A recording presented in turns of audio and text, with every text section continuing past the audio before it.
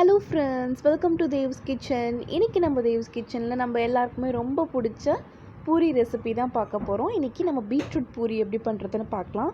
Beetroot puri பண்ணுறதுக்கு நான் ஒரு அழாக்கு மைதா மாவு எடுத்திருக்கேன், ஒரு அழாக்கு கோதுமை மாவு எடுத்திருக்கேன்.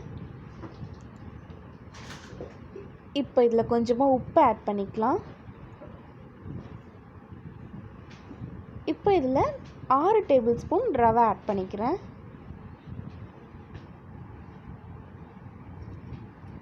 ரவையும் மைதா மாவும் ஆட் பண்ணால் தான் பூரி நல்லா புஃப்னு வரும். இப்போ இது எல்லாத்தையுமே நல்லா மிக்ஸ் பண்ணிக்கலாம். இப்போது நான் ஒரு பீட்ரூட்டை நல்லா வேக வச்சுட்டு மிக்சியில் அரைச்சிட்டு அதுக்கப்புறமா ஆட் பண்ணிக்கிறேன். வேக வச்ச தண்ணியை கூட எடுத்து வச்சுக்கோங்க, நம்ம அது மாவு பிசையும் போது யூஸ் பண்ணிக்கலாம்.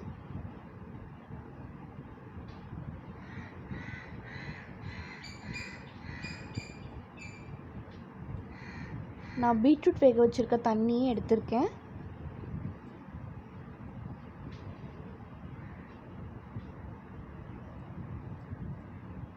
இப்போ இதை கொஞ்சம் கொஞ்சமாக விட்டு கொஞ்சம் டைட்டாக பிசைஞ்சிக்கலாம்.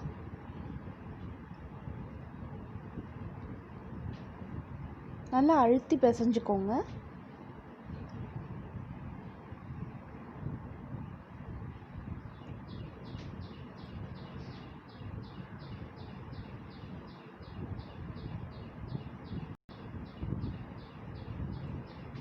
இப்போ இது ஒரு அரை மணி நேரத்துக்கு ஊற விட்டுறலாம்.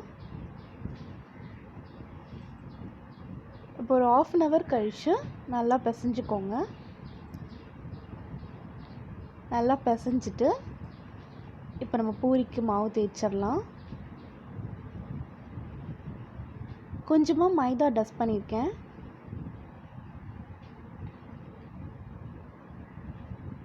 எல்லா சைடுமே திருப்பி திருப்பி போட்டு தேய்ச்சிங்கன்னா கரெக்டாக வரும்.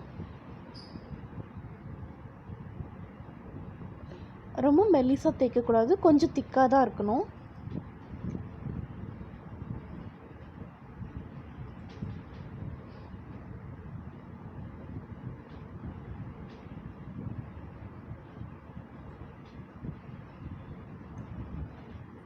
எல்லா சைடும் நல்லா தேய்ச்சிக்கோங்க.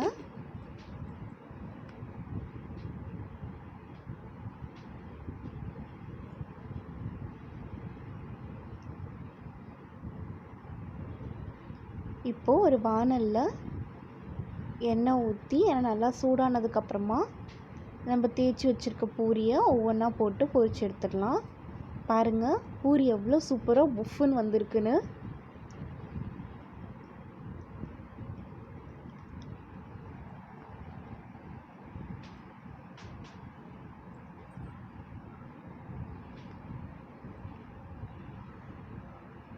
எண்ணெய் நல்லா சூடானதுக்கப்புறமா போடுங்க. மீடியம் ஃப்ளேமில் பொரிச்சு எடுத்துக்கோங்க.